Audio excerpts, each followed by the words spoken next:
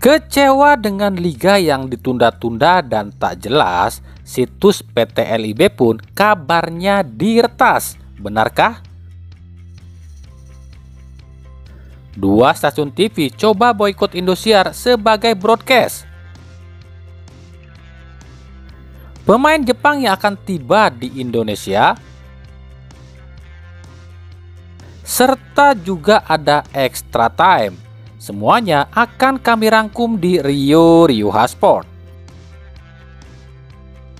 Assalamualaikum warahmatullahi wabarakatuh. Hai Rio Sport lovers, inilah Rio Sport untuk edisi kali ini.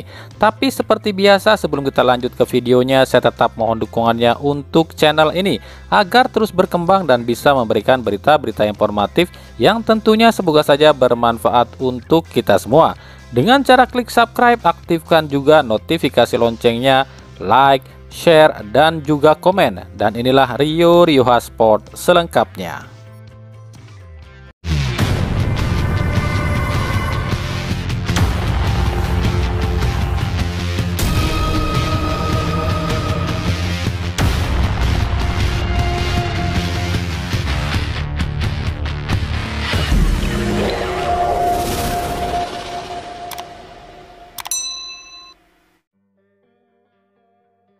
Hampir 1 bulan sudah Liga Indonesia dihentikan akibat adanya tragedi Kanjuruhan.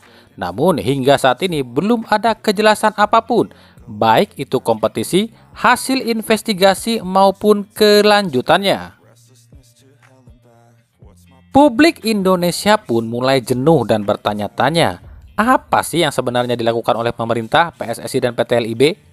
Apalagi setelah datangnya FIFA dan membentuk tim transformasi sepak bola Indonesia atau tim TSI, belum ada kejelasan kapan kompetisi akan dilanjutkan lagi. Lalu pertanyaan pun bermunculan di benak para netizen. Pertanyaan-pertanyaan itu adalah diantaranya, ngapain aja sih tim TSI ini? Kok lelet sekali? Apa sih yang dilakukan pemerintah? Kok lambat betul? Kok sepak bola Indonesia jadi gini sih? Politika, dan berbagai pertanyaan lain yang mencuat. Hal ini wajar, pasalnya kenapa begitu lelet prosesnya, padahal semua bukti sudah ada. Kenapa seolah sepak bola Indonesia sengaja dihentikan untuk kepentingan tertentu? Kekesalan netizen pun semakin memuncak lantaran tak ada kejelasan soal kompetisi tanah air. Yang terbaru, situs resmi PT LIB pun kabarnya telah diretas atau dihack oleh oknum tertentu. Di situs PT LIB hanya ada gambar ini, silahkan lihat ya. Sebuah gambar yang menunjukkan protes untuk leletnya dan buruknya sistem kita, yang dianggap tak becus urus persoalan segitu saja. Hingga saat ini belum ada informasi benarkah situs PT LIB ini diretas atau siapakah pelakunya jika memang situs ini diretas ya. Olahraga termasuk sepak bola ya, sejatinya gak bisa loh dicampur adukan dengan politik, mau politik apapun ya. Tapi faktanya di Indonesia sepak bola itu gak lepas dari campur tangan politik loh. Setiap musim pasti ada aja hal yang membuat sepak bola itu diikut campurkan dalam segi politik. Mulai dari saling sikut antara petinggi federasi dengan pemerintah, isu inilah, isu itulah yang membuat sepak bola Indonesia itu seolah berjalan di tempat. Mau sampai kapan sepak bola kita seperti ini? Pemerintah memang menegur broadcast Liga 1 yakni Indosiar dan memberi peringatan pada Indosiar. Tapi rupanya Indosiar pun tak mau tinggal diam. Indosiar tak mau dicopot sebagai broadcast ofisialnya Liga 1. Dan Indosiar pun berupaya agar sepak bola tetap ada di Indosiar. Nah, peringatan yang pemerintah berikan pada Indosiar ini pun dimanfaatkan oleh sejumlah stasiun TV lain. Para stasiun TV ini kabarnya menawarkan pada pemerintah dan PSSI agar bisa jadi official broadcast yang menggantikan Indosiar di musim yang akan datang. Seperti Antv yang menawarkan diri jadi official broadcast pertandingan Copa Indonesia, namun ternyata Copa Indonesia dibatalkan.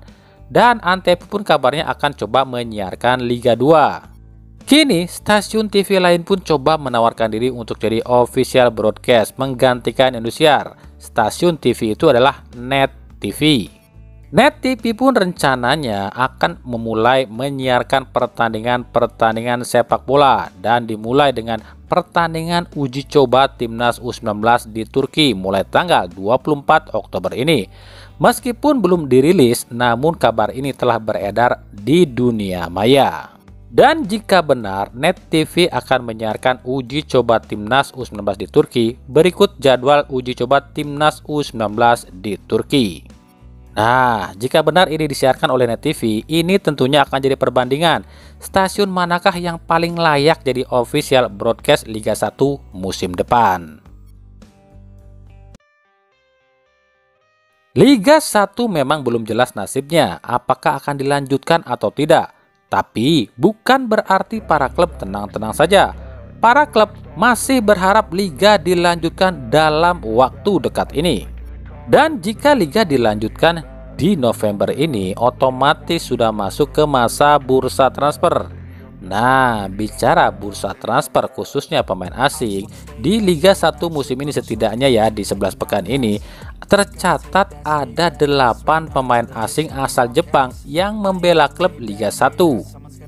Dari 8 pemain Jepang ini, kami nilai performanya sih hampir sama aja ya, nggak ada yang lebih menonjol. Berbeda dengan musim lalu di mana Taisei Marukawa di Persebaya sangat menonjol. Nah, bagaimana nih rapot dari 8 pemain asing asal Jepang di Liga 1 musim ini setidaknya ya di 11 pekan ini? Yang pertama ada Tomoki Wada dari Persikabo, tampil sebanyak 9 kali, cetak 2 gol dan 3 assist. Lalu ada So Yamamoto dari Persebaya, tampil sebanyak 11 kali, cetak 4 gol dan 1 assist. Lalu ada Kei Hirose dari Borneo FC, tampil sebanyak 10 kali, cetak 0 gol dan 1 assist. Kemudian ada Taisei Marukawa dari PSIS Semarang, tampil sebanyak 10 kali, cetak 3 gol dan 1 assist. Lalu ada Kenzo Nambu dari PSM Makassar, tampil sebanyak 9 kali, cetak 2 gol dan 0 assist. Kemudian ada Renshi Yamaguchi dari Arema FC, tampil sebanyak 9 kali, cetak 0 gol dan 1 assist. Lalu ada Mitsuru Maruoka dari Rans Nusantara FC, tampil sebanyak 11 kali, cetak 3 gol dan 1 assist. Dan yang terakhir ada Ryo Matsumura dari Persis Solo, tampil sebanyak 8 kali, cetak 2 gol dan 0 assist. Nah, siapa nih menurut kalian yang lebih baik performanya? Kalau menurut saya pribadi sih merata ya performanya. Tapi ini pun kabarnya belum usai, akan ada sejumlah pemain Jepang lain yang kabarnya akan tiba di Indonesia dan bermain di Liga 1. Para pemain Jepang itu diantaranya adalah Rei Tachikawa, Ryutaro Karube, Masato Nakayama, Yuji Katajima, Kazuki Takahashi, Ishida Masatoshi, dan Keijiro Ogasawa dan lain-lain. Lalu, klub manakah yang akan mendatangkan para pemain Jepang ini selanjutnya ya di Liga 1?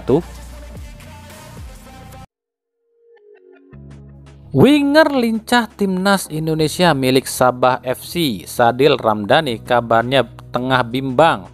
Pasalnya Sadil belum bisa tentukan nasib karir selanjutnya. Kontrak Sadil di Sabah sendiri akan habis di Desember ini dan kabarnya Sadil tak diperpanjang kontrak oleh Sabah FC. Sadil pun kabarnya diminati sejumlah klub di luar negeri seperti klub asal Austria dan klub asal Italia. Tapi Sadil masih bingung apakah harus terima tawaran klub luar negeri atau pulang ke Indonesia dan bermain di Liga Indonesia atau masih bertahan di Liga Malaysia. Menurut mantan pelatih Sabah FC Kurniawan Dwi Julianto, Sadil sempat berbicara banyak padanya atau istilahnya curhat soal masa depannya. Menurut KDY, Sadil mengatakan ada beberapa klub yang sudah menghubunginya, yakni dari Austria dan juga dari Italia, juga ada dari Malaysia dan juga dari Indonesia. KDY mengatakan pada Sadil itu terserah kepada Sadil. Hanya saja KDY mengatakan jika main di luar negeri atau di Eropa, ya hasilnya akan sama saja. Kemungkinan akan susah bertahan dan sulit untuk tembus tim utama dan akan terus jadi cadangan. Tapi jika Sadil tetap bermain di Malaysia, ya hasilnya akan tetap sama. Gaji kecil dan tak ada prestasi. KDY pun menyarankan agar Sadil kembali dulu ke Indonesia dan coba berkarir dulu di Indonesia selama setahun. KDY pun sempat bertanya pada Sadil apakah ada tim di Indonesia yang menghubungi dirinya. Dan Sadil pun mengatakan yang paling sering itu adalah Pak Teddy. Sadil sih nggak bilang klub mana di Indonesia yang hubungi dia. Ya bisa aja dia pulang ke Lamongan. Tapi kalau kata Sadil sih yang paling sering hubungi dia itu ya Pak Teddy. Ya setahu saya Pak Teddy itu kan bos Persib ya. Dan saya bilang ya udah nggak apa-apa. Persib kan tim besar. Ujar KDY. Nah lo, apakah ini kejutan yang Teddy Cahyono sempat bilang jika akan ada kejutan di bursa transfer ini? Apakah kejutan ini Persib datangkan Sadil Ramdhani? Gimana menurut kalian? Nah itulah tadi Rio Hotspot untuk edisi kali ini. Ikuti terus berita seputar sepak bola khususnya Liga Indonesia dan pernak-perniknya hanya di Rio Hotspot. Terima kasih yang telah menyaksikan video ini dan mengunjungi channel ini. Kritik dan saran selalu kami nantikan di kolom komentar atau di media-media sosial kami yang ada di bawah ini. Sampai jumpa di video-video kami selanjutnya dan salam Rio Hotspot. Wassalamualaikum warahmatullahi wabarakatuh.